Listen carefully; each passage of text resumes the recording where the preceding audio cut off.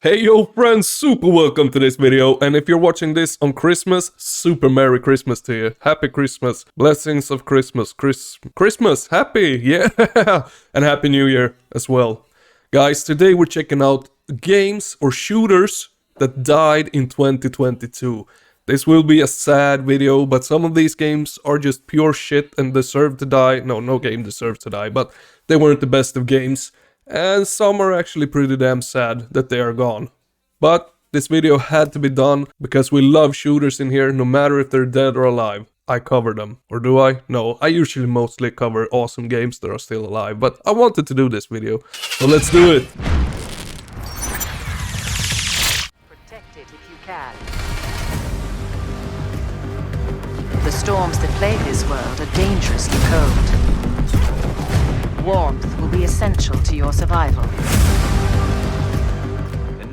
You might not have played developer Improbable Worlds Scavengers that much, especially considering it never left early access after hitting the market in May of 2021. But sadly, the free-to-play PvE Battle Royale shooter was taken offline on December 16th this year. In a November announcement citing a decline in the player base. Over the last few months, Improbable Worlds said it came to the decision that development on the project had grown too unsustainable to continue, causing it to pull the plug with little fanfare. Actually very sad, since this was the studio's first game and it didn't even pass early access. Sad story, but it's the truth. Goodbye, Scavengers.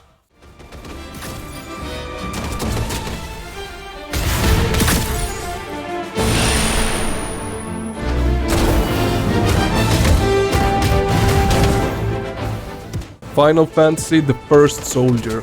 Developer A-Team's free-to-play mobile-only Battle Royale Final Fantasy The First Soldier will shut down on January 11 of 2023. It wasn't even a year old, but publisher Square Enix said it couldn't deliver the experience that we were hoping to and that you all deserve, prompting the company to pull the plug. While this one won't get taken out back until early next year, the fact that the death was wrong just a few months before 2022 ended felt like cause enough to add it to this list, guys. Okay, V, you're up. Shielding is gone! Let me work my magic and I can take them offline for a few seconds. Cam, get those turrets shut down! I can't get close with them firing on me! You're up, Letty. You've got a short window before they reset.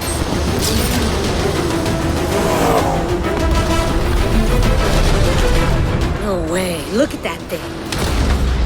I've got something better.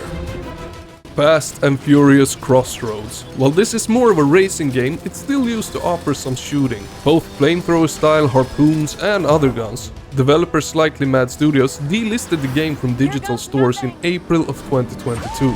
According to the game's Steam page, which notes that the racer is no longer buyable, the online features will remain active for an unspecified amount of time, and any DLC purchased before the game was pulled from the store shelves will remain accessible for the time being. So Fast and Furious Crossroads is hanging on by the thinnest of threads, just a little over 2 years after its August 2020 launch. What is really sad so far about these games, guys, is that none of them live that long. I mean, okay, if a game dies after 10 years, 5 years, that's okay, but the oldest game on this list so far has only lived for almost 2 years.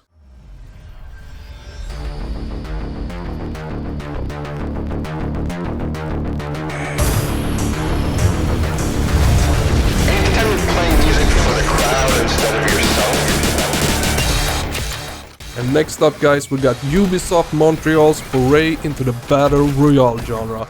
With its sci-fi shooter Hyperscape, things didn't really go quite as planned, despite how fun the game actually was when it came out. The developers pulled the game from digital shelves and closed its servers on April 28th, meaning it's not even playable for people who managed to download it beforehand. Hammering the final nail in the coffin, Ubisoft also announced that the game's official website is no longer available, signaling an unceremonious death for Hyperscape.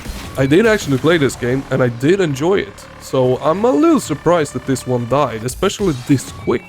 It was a solid game. It was a solid battle royale. I want to know in the comments, guys, do you think so too? Or am I the only one who actually thought it was a decent game? And let me know what you think about all the games I've talked about so far.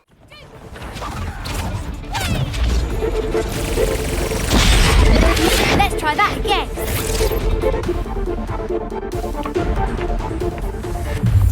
Welcome to my reality. Turret deployed.